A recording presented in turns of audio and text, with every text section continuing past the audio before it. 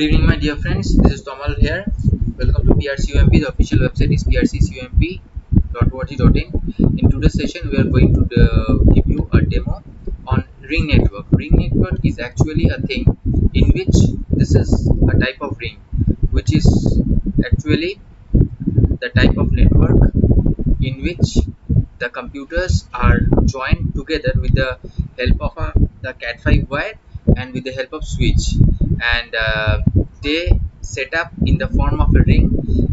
The advantage is that they are attached together.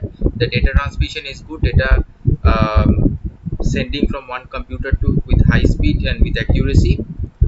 But the problem is, like, if you the uh, if the this particular ring is get broken in between, then there will be a network gap in between one computer to another computer.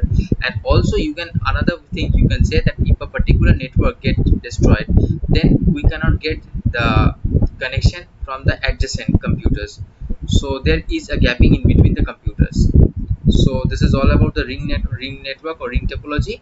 Thank you for being with us. My name is Kamal, representing PRCUMP. Official website is prccump.org.in.